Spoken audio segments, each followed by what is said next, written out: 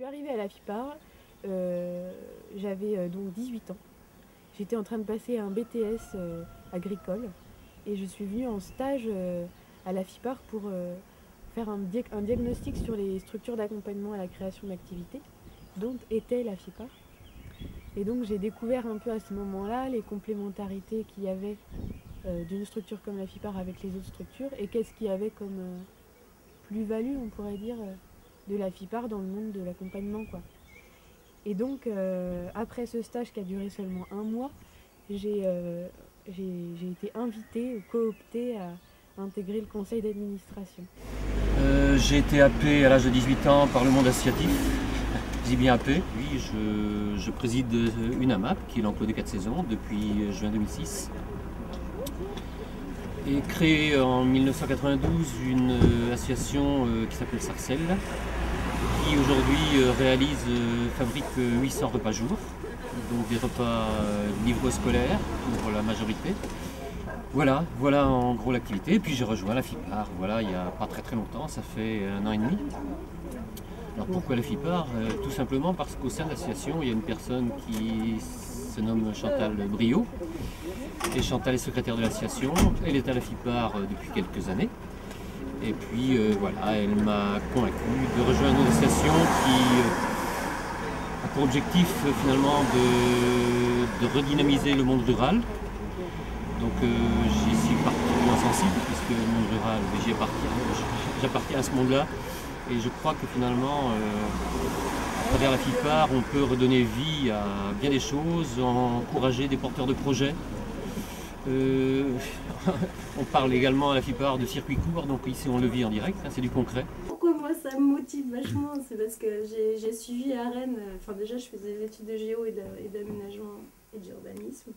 Et du coup j'ai suivi à Rennes une association qui fait justement la promotion de l'habitat groupé, qui met en relation les collectivités, les habitants, et qui est aussi un lieu de documentation pour les gens qui sont intéressés par l'habitat groupé. Et du coup j'avais suivi un peu, j'avais été à des réunions où il y avait et les habitants et les collectivités et architectes où ils essayaient ensemble de définir le projet, certains projets. Et du coup ça me tentait, enfin j'aimais vraiment beaucoup leurs principes et ce sur quoi ils bossaient. Et donc voilà, j'ai entendu que la FIPAR avait cette idée aussi en tête, et du coup je trouvais intéressant de faire le lien entre du coup l'association de Rennes, et de Bretagne, et puis la FIPAR.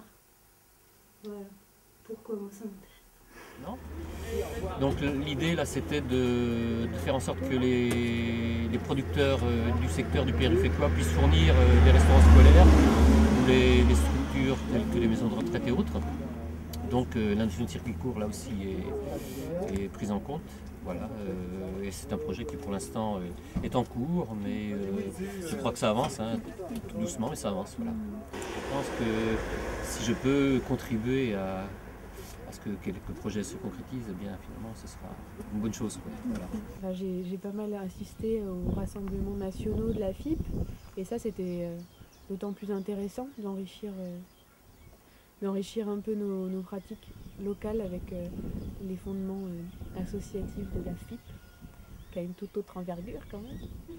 Mais comment ça se passe? Non, je suis au courant de toutes les réunions que Fred a avec la région, avec les porteurs de projets qui ont déjà réalisé des projets.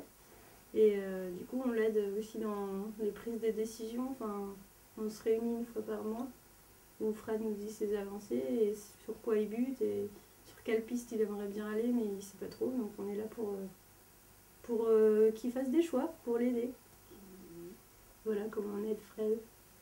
C'est gentil ça. Ça c'est sûr. À la base, c'est quand même c'est la différence dans l'accompagnement des acteurs que propose la FIPAR, l'éducation populaire et les fondements un peu d'accompagnement de groupe.